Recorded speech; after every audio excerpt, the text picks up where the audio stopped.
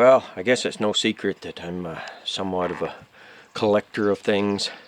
This is the inside of my carport here. See, I got some steel on the far side there, various sizes and that I use for my projects that I make and that. A bunch of bridge starter covers and gas tanks and different things. I already got my shovels and brooms and stuff out of here. Let's see if I can find a shed to put them in, but it just seemed convenient to leave them here since that's where I grab them from in the winter time. But anyway, sorry, I got a real nasty, I think it's an air conditioning cold, but feels friggin' near like having COVID. I had it like 2 months ago. This is bringing back memories.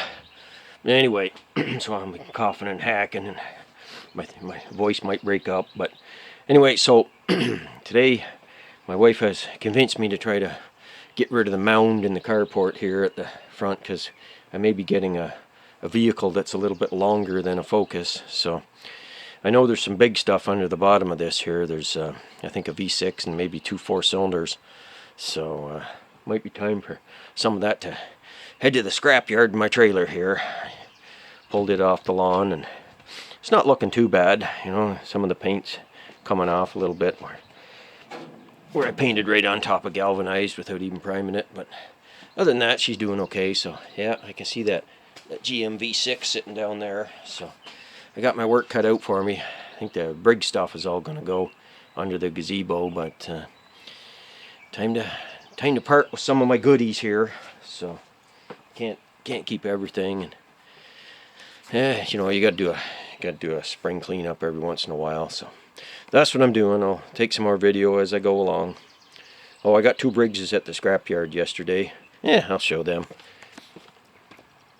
Just two lawnmower engines, a 92 and I call it a 1980. It's got a 95 cover on it, but she's got the old style oil fill, so cylinder's good in both of them.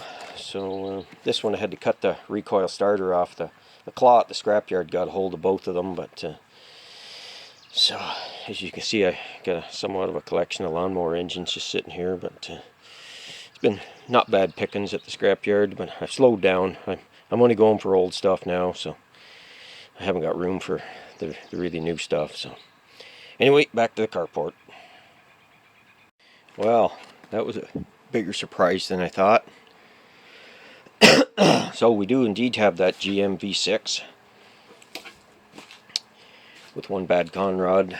We got a quad 4 engine block, a whole Volkswagen diesel, and a Volkswagen turbo diesel with the head off it.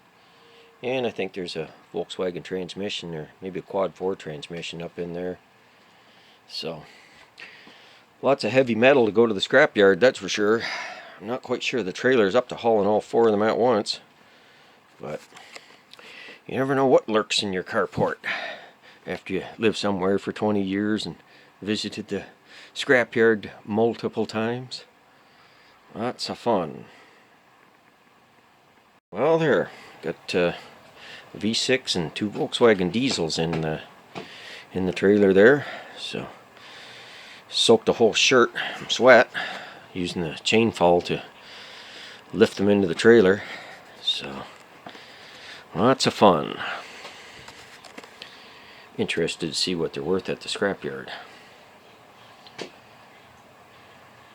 One last thing I've been up to lately is making this mini air pig. Just welded the handle on it there. It's still a little warm. The tank doesn't have much pressure in it, but yeah, had some problems sealing here. Had to recut the threads, quarter NPT with a die, and then Teflon tape. I tried using the liquid. I used the liquid on everything else, like the liquid, I don't know, it's like Teflon based, whatever. But it wouldn't seal this one for some reason, and that's the main one. If I wanted to, you know, hold pressure for a couple days, between it and the valve has to seal, and it wasn't. So now it seals pretty good. This one I got like 20 pounds in the tank. But and then I had problems with this. The end here, it wouldn't put air into the tire, so I ended up having to. I had 2 or 3 of them. Ended up putting a different one on until it worked. So originally I wasn't going to put a pressure gauge on it, but so I hooked this up to my air tank downstairs. It just plugs in and charge it up and then sit. I was just going to throw it in the trunk of my car. I got a car tire that's losing pressure every couple days, so I don't want it to affect my gas mileage. So I want to, and hauling the big one out takes me too long, too heavy. I don't like hauling it around, so it's like a 7-gallon one. So I figured this would be good. I can just grab it out of the trunk, throw it around there, and I tested it. It took the pressure from 30 to 35 or so, no problem. With gas prices the way they are, you don't want to be pushing a low tire. That'll cost you mileage. So I come up with this brilliant idea. The tank, the compressor worked, but it wouldn't make any more than like 20 pounds. I don't know, I played around with it, but I was unsuccessful. So I said, you know what, turned it into an air peg. That way I can still use it. So yeah, lots of little projects this year. I'm not going to do the final 12 cylinders on the H24. It's just too late in the year, and like I say, don't have the energy and stuff after COVID.